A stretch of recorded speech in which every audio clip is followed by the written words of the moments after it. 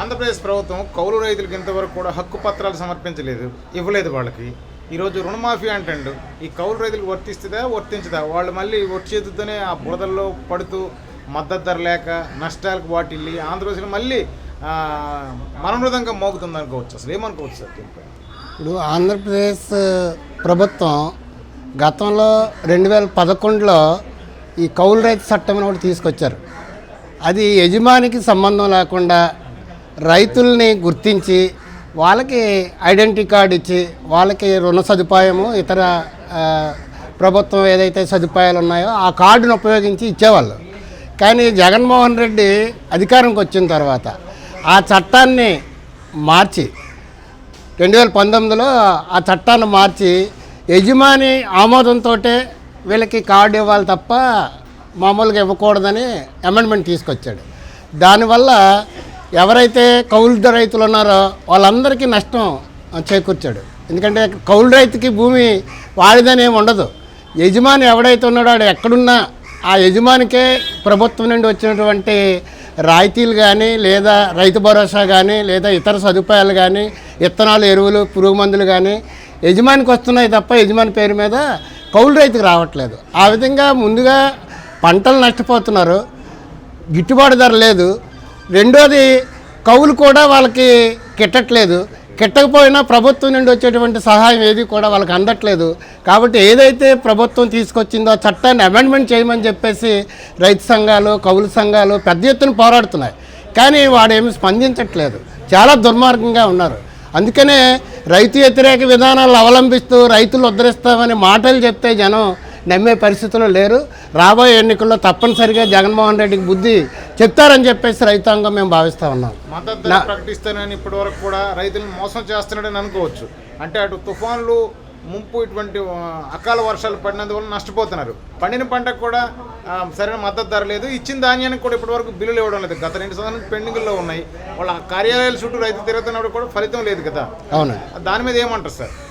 వాస్తవంగా గిట్టుబాటు ధర మీద రైతు కుటుంబం బాగుపడాలంటే ఏం చేయాలి అనేది 2006లో కాంగ్రెస్ గవర్నమెంటు కేంద్ర గవర్నమెంటు కమిషన్ వేసింది. అది స్వామినాథన్ కమిషన్. స్వామినాథన్ ఆయన ఒక సిఫార్సులు చేశాడు. ఒక కుటుంబం బతకాలంటే రైతు పండించిన పంటకి పెట్టుబడికి ఎంత ఖర్చు అవుతుందో దానికి అదనంగా 50% కలిపి ఇవ్వాలని. పెట్టుబడి అంటే ఏమిటి? విత్తనాలు ఎరువులు పురుగు మందులు అలాగే ఆ వ్యవసాయం చేయడానికి అయినటువంటి శ్రమ కూలి ఇవి కలిపి దీనికి అదనంగా బ్యాంకుల రుణాలు అప్పులు తెస్తే దాని వడ్డీ కానీ లేదా కౌలు కానీ ఇవన్నీ కలిపి పెట్టుబడిగా గమనించి 100 రూపాయలు పెట్టుబడి ఖర్చు అయితే దానికి 50 రూపాయలు కలిపి 150 రూపాయలు గిట్టుబాటు ధర ఇవ్వాలని చెప్పేసి స్వామినాథన్ సిఫార్సు చేశాడు. దాని మీదే కేంద్రంలో బీజేపీకి వ్యతిరేకంగా 550 రైతు సంఘాలు పెద్ద ఎత్తున సంయుక్త కిసాన్ మోర్చాగా ఏర్పడి పోరాటం చేశాయి. ఆ పోరాటం తర్వాత మేము దీని మీద ఆలోచిస్తాం, పార్లమెంట్లో చట్టం చేస్తాం అని చెప్పేసి హామీ ఇచ్చి వెనక్కిపోయాడు ఆయన. ఆయనకి సపోర్ట్గా ఇక్కడ జగన్మోహన్ రెడ్డి గారు ఉన్నారు. కేంద్రంలో బీజేపీ రైతాంగానికి వ్యతిరేకంగా ఏ చట్టాలు అయితే చేశారో వాటన్నిటికీ కూడా మన రాష్ట్రంలో జగన్మోహన్ రెడ్డి తెలుగుదేశం జనసేన అన్ని పార్టీలు ఆయనకు మద్దతు ఇచ్చాయి పార్లమెంటులో. కానీ ఇక్కడ మాత్రం అవి అమలు చేస్తామంటే ఎట్లా అమలు చేస్తారు?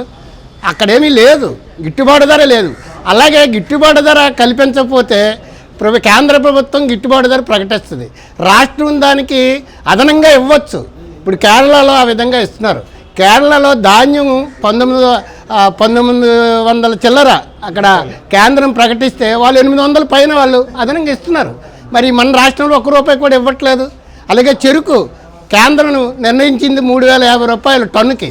కానీ ఇక్కడ చెరుకు రైతులు ఇబ్బంది పడుతున్నారు. ఫ్యాక్టరీలు మూసేస్తుండు జగన్మోహన్ రెడ్డి. ఒక పక్క రైతాంగాన్ని ఆదుకుంటామని చెప్పి మన ఉమ్మడి విశాఖ జిల్లాకు సంబంధించి తాండవ కానీ అలాగే ఏటుకొప్ప కానీ తుంపాలు కానీ 3 మూస్తాడు. గోవా నడుస్తుందంటే అది సక్రమంగా నడవడానికి కావాల్సిన నిధులు ఇవ్వట్లేదు, దాన్ని ఆధునీకరించట్లేదు. ఆ విధంగా రైతాంగానికి నష్టం చేయడం తప్ప లాభం చేయట్లేదు. నోటి మాటలు ఎన్ని చెప్పినా ఆచరణలో ఏం చేస్తున్నాడో అది కదా చూస్తారు. ఆ విధంగా లేదని చెప్పేసి రైతాంగానికి నష్టం చేసే విధానాల్లో తీసుకొస్తున్నాడు. గిట్టుబాటు ధర ఎట్టి పరిస్థితులను ఇవ్వట్లేదు. ఈరోజు చెరుకు పండించిన రైతుకి కనీసం 5000 ఇస్తే తప్ప టన్నుకి ఆయన గిట్టదు. కానీ 5000 ఇవ్వట్లేదు, కేంద్రం ఇవ్వట్లేదు, రాష్ట్రం దానికి ప్రోత్సాహం లేదు. కొన్ని రాష్ట్రాల్లో ప్రోత్సాహం ఇస్తున్నారు.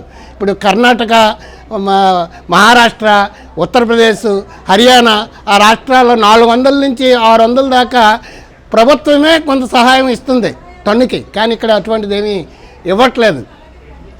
ఆ విధంగా రైతులకి చెరుకు తోలినటువంటి వాళ్ళు కూడా బకాయిలు కూడా చెల్లించలేని పరిస్థితి ఉంది. అంత దుర్మార్గంగా ఈ ప్రభుత్వం వ్యవహరిస్తూ రెండో పక్క రైతులు ఉద్ధరిస్తామంటే ఎవరు నమ్ముతారనేది మేము ప్రశ్నిస్తూ ఉన్నాం. ఇప్పుడు భవన నిర్మాణ కార్మికులకు వైసీపీ ప్రభుత్వం వచ్చిన తర్వాత రోడ్డును పడ్డారు. ఎందుకు అలా జరిగింది? ఇసుక ధరలు అంటాడు, బంగారంతో సమానం అంటే ఇసుక, ఇటువంటివన్నీ ఎందుకు చోటు చేసుకుంటే ఏమనుకోవాలి సార్ దీనికి? భవన నిర్మాణ కార్మికులకి గత ప్రభుత్వం ఒక బోర్డు పెట్టింది. వాళ్ళ దగ్గరే సెస్ వసూలు చేసి ఆ డబ్బులు వాళ్ళ సంక్షేమానికి ఖర్చు పెట్టాలని చెప్పి సంక్షేమ నిధి అనేది ఉండేది. ఆ బోర్డులో ఉన్న డబ్బులన్నింటినీ తీసేసి జగన్మోహన్ రెడ్డి తన సొంత ఏవైతే స్కీములు ఉన్నాయో వాటికి ఉపయోగించి ఆ విధంగా డబ్బులను అటు మళ్లించాడు. వాళ్ళకి చదువుకున్న పిల్లలకి లేదా డెలివరీ అయినటువంటి వాళ్ళకి ప్రమాదం అయితే వాటికి డబ్బులు వాళ్ళ బోర్డు నుండి ఇచ్చేవాళ్ళు. మన లేబర్ డిపార్ట్మెంట్లో వీళ్ళకు అప్లై చేస్తే వాళ్ళకి డబ్బులు వచ్చాయి. ఇప్పుడు కార్డు ఇచ్చేవాళ్ళు. ఇప్పుడు కార్డు ఉన్నా సరే ఏ డబ్బులు రావట్లేదు. ఆ విధంగా భవన నిర్మాణ కార్మికులకి నష్టం చేశాడు. రెండోది ఇసుక. నార్మల్గా ఇది వరకు ఇసుక అనేది ఫ్రీగా దొరికేది, కానీ దాన్ని కూడా వ్యాపారం చేసి దానికి సిండికేట్లుగా ఏర్పడి ఇసుక మాఫియాలు తయారై ఆ విధంగా ఇసుకను కూడా తను ఇష్టం వచ్చినట్టు అమ్ముకొని డబ్బులు సంపాదించి ఆ విధంగా రాజకీయాలకి ఉపయోగించుకోవడం కోసం ప్రయత్నం చేస్తున్నాడు. ఆ విధంగా భవన నిర్మాణ కార్మికులకు కూడా అన్యాయం చేశాడు తప్ప న్యాయం చేయలేదు. కార్మికులకు కానీ రైతులకు కానీ కూలీలకు కానీ ఈ ప్రభుత్వాలు కేంద్రం కానీ రాష్ట్రం కానీ రెండు నష్టం చేస్తున్నాయి తప్ప లాభం చేయట్లేదు. కాబట్టి రాబోయే కాలంలో తప్పనిసరిగా వాళ్ళందరూ తెలుసుకొని ఈ ప్రభుత్వ విధానాలకు వ్యతిరేకంగా ఓటేస్తారని చెప్పి నేను భావిస్తున్నాను.